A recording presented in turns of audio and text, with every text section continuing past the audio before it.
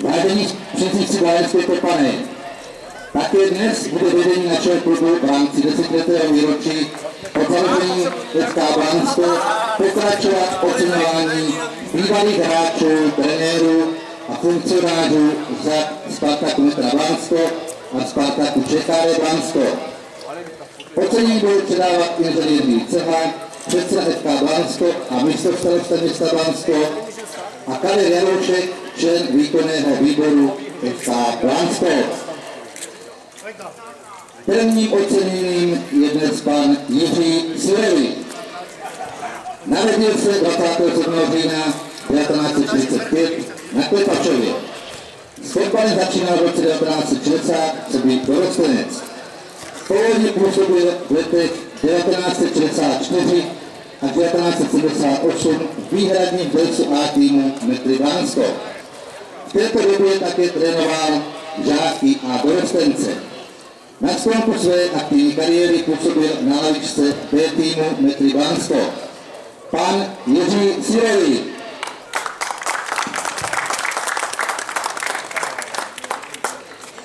Druhým oceněným je pan Miroslav Cuk.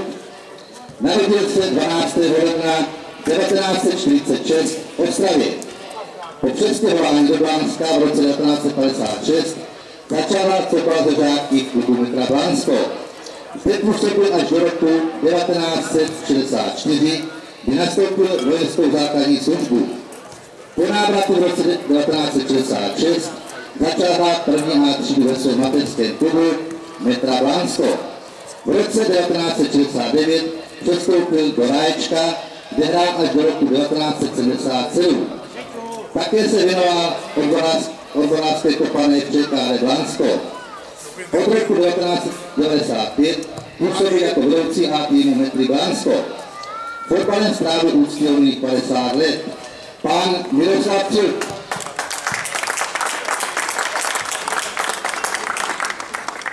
Třetím oceněným je pan Svatopluk Pokorný. Narodil se 14. dubna 1946 ve Slavkově. V tamním žákovském klubu začal svoji fotbalovou kariéru, která pokračovala v dorosteneckém věku. Na volně hrál za druhou hvězdu Bučovice. Šikovného záložníka si všimli funkcionáři z nedalekého Kyjova a lákali ho do jejich klubu. Za Kyjov odehrál i několik přátelských zápasů, ale nakonec se rozhodl pro jistotu.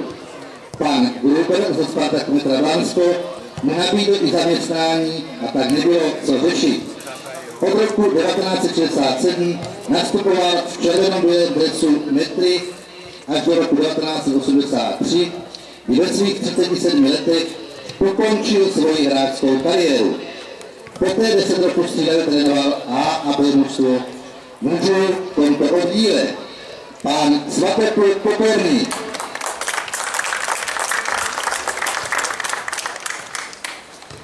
Dalším oceněným je pan Josef Kotlán.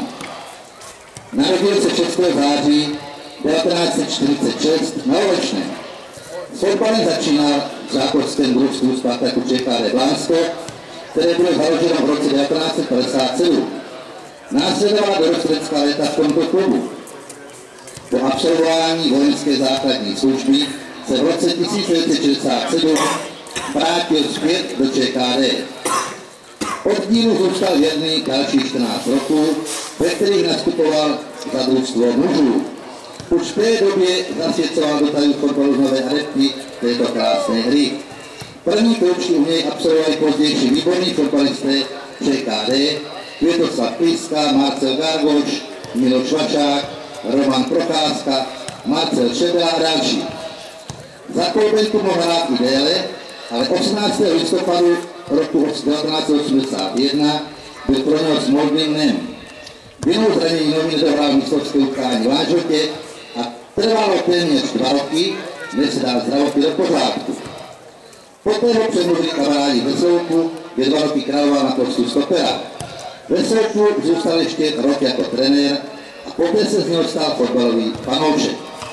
Fotbalový míč posledně se vyměnil za kuželkářskou kouli a dodnes je platným hráčem Kladenského kuželkářského klubu. Pan Josef Kotlár.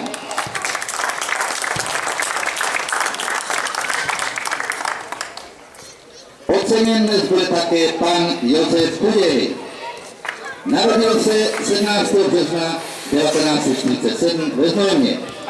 V roce 1966 přestoupil z TJ Sokol Hrádek do Spartaku ČKR Blansko. Kromě ročního působení Bukle Brno oblékal v letech 1966 až 1980 výhradně dres ČKR Blansko. Byl spolehlivou oporou mužstva mezi třemi tyčemi. Za A mužstvo odehrál více než 300 mistrovských utkání. V letech 1971 až 1992 zastával funkci tajemníka Spartaku ČKR Blansko. V současné době je předsedou klubu TJ Sokol Hrádek, pan Josef Kuděj.